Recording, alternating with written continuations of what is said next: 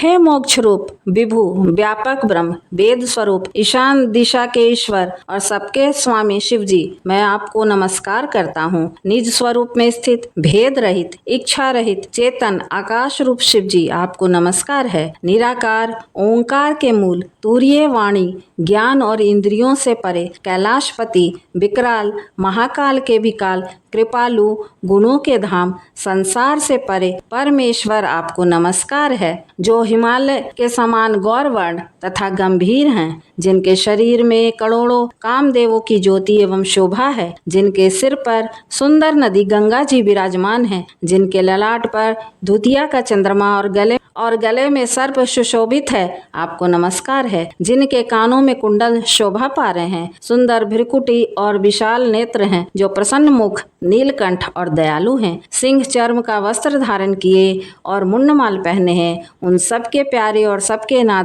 श्री शंकर जी, आपको नमस्कार है। प्रचंड श्रेष्ठ तेजस्वी परमेश्वर अखंड अजन्मा करोड़ों सूर्य के समान प्रकाश वाले तीनों प्रकार के शूलों का निर्मूल करने वाले, हाथों में त्रिशूल धारण किए भाव के द्वारा प्राप्त होने वाले भवानी के पति श्री शंकर जी, आपको नमस्कार है। कलाओं से परे कल्याण स्वरूप प्रलय करने वाले सज्जनों के सदा आनंद देने वाले त्रिपुरासुर के शत्रु सच्चिदानंद घन मोह को हरने वाले मन को मथ डालने वाले, हे प्रभु प्रसन्न होइए प्रसन्न होइए।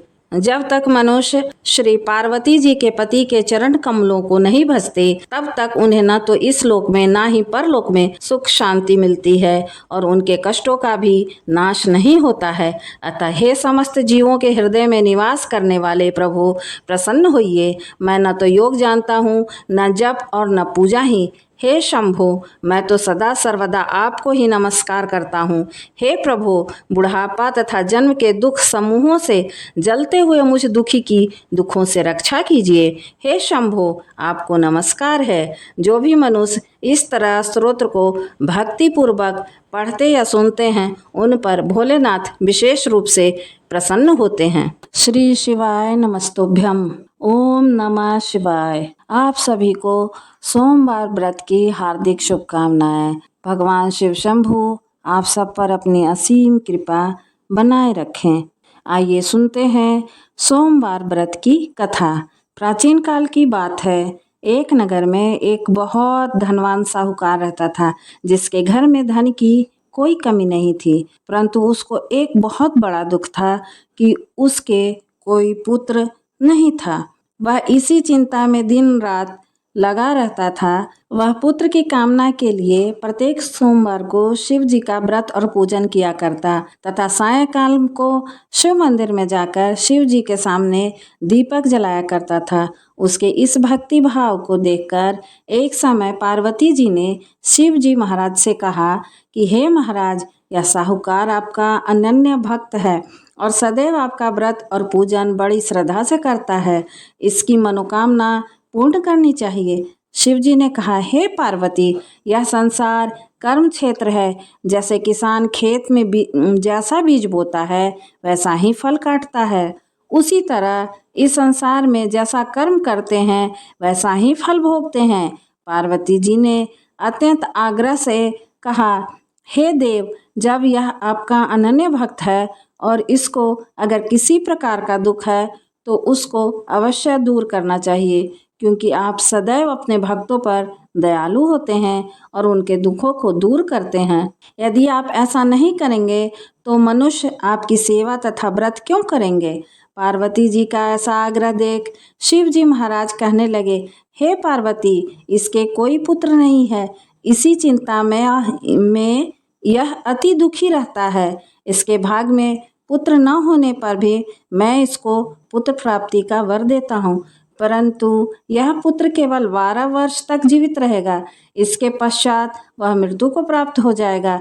इससे अधिक मैं और इसके लिए कुछ नहीं कर सकता। यह सब बातें साहूकार सुन रहा था। इससे उसको न तो कुछ प्रसन्नता हुई और न ही कुछ दुख हुआ।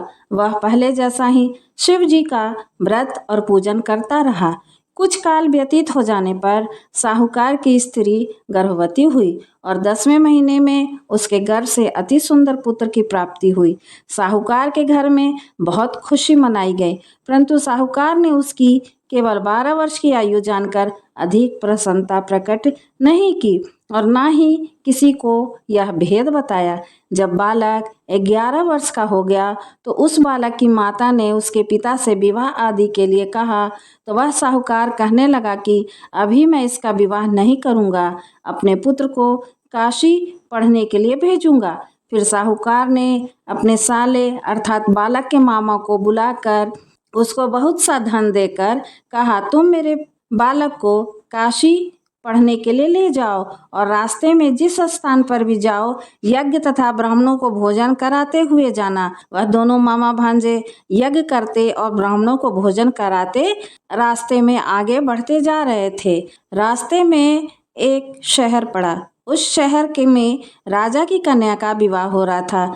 दूसरे राजा का लड़का जो विवाह कराने के लिए बारात लेकर आया था वह एक आंख से काना था।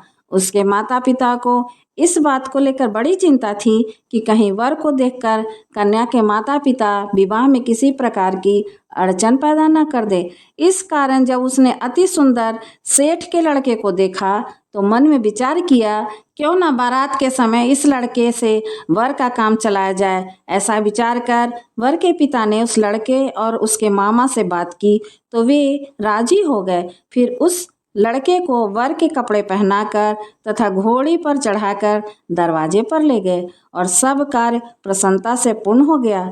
फिर वर के पिता ने सोचा, यदि विवाह कार्य में भी इसी लड़के से करा लिया जाए तो क्या बुराई है।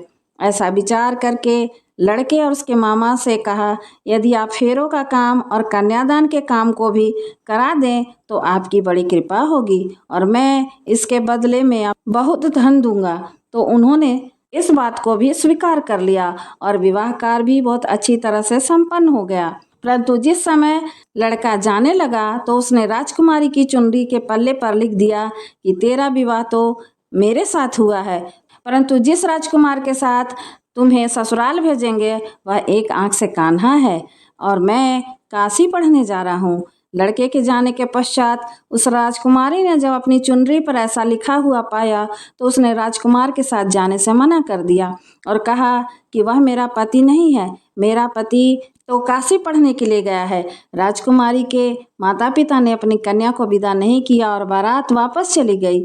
उधर सेठ का लड़का और उसका मामा काशी पहुंच गया। वहां जाकर उन्होंने यज्ञ करना शुरू कर दिया और लड़के ने पढ़ना शुरू कर दिया। जब लड़के की आयु 12 वर्ष की हो गई तो उस दिन उन्होंने यज्ञ रखा। लड़के ने अपने मामा से कहा कि मामा जी आज मेरी तबीयत कुछ ठीक नहीं है। तब मामा ने कहा कि अंदर जाओ और सो जाओ। लड़का अंदर जाकर सो गया और थोड़ी देर में उसके प्राण निकल गए। जब उसके मामा ने आकर देखा कि वह मुर्दा पड़ा है तो उसको बहुत दुख हुआ। उसने सोचा, अगर मैं भी रोना पिटना मचा दूंगा तो यज्ञ का कार्य अधूरा रह जाएगा। अतः उसने जल्दी से यज्ञ का कार्य समाप्त कर ब्राह्मणों के जाने के बाद रोना पीटना आरंभ किया। संयोगवश उसी समय शिव जी पार्वती जी उधर से जा रहे थे। जब उन्होंने जोर जोर से रोने की आवाज़ सुनी तो पार्वती जी कहने लगी कि हे शिव जी, कोई दुखिया रो रहा है, उसके कष्ट को दूर कीजिए। जब शिव पार्वती ने पास जाकर देखा तो वह लड़का एक मुर्दा पड़ा था। पार्वती जी कहने लगी कि हे शिव जी, यह तो उसी सेठ का लड़का है जो आपके वरदान से हुआ था। हे भगवान, इस बालक को और आयु दीजिए, नहीं तो इसके माता पिता तड़प तड़प कर मर जाएंगे। पार्वती जी के बार बार आग्रह करने पर शिव जी ने उसको जीवन दान दिया और शिव जी की कृपा से लड़का जीवित हो गया। शिव जी और पार्वती जी कैलाश पर्वत पर चले गए। वह लड़का और मामा उसी प्रकार यज्ञ तथा ब्राह्मणों को भोजन कराते हुए अपने घर की ओर चल पड़े। रास्ते में उसी शहर में आए जहाँ उसका विवाह हुआ था।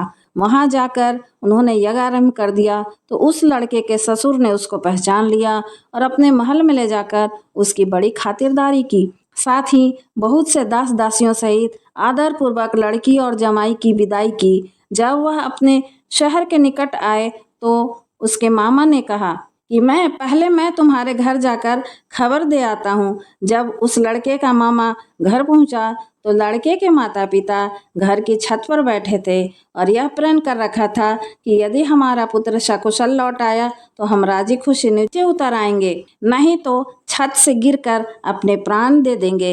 इतने में उस लड़के के मामा ने आकर यह समाचार दिया कि आपका पुत्र आ गया है, तो उन्हें विश्वास नहीं हुआ। तब उसके मामा ने शपथ पूर्वक कहा कि आपका पुत्र अपनी स्त्री के साथ बहुत सारा धन लेकर आया है। तो सेठ ने आनंद के साथ जाकर उसका स्वागत किया और बड़ी प्रसन्नता के साथ रहने लगे। इसी प्रकार जो कोई भी सोमवार के व्रत को करता है अथवा इस कथा को पढ़ता या सुनता है, उसकी समस्त मनोकामनाएं पूर्ण होती है। आशा है आपको यह वीडियो पसंद आई होगी। यदि वीडियो पसंद आया हो तो कृपया हमारे चैनल को लाइक, शेयर और सब्सक्राइब करें।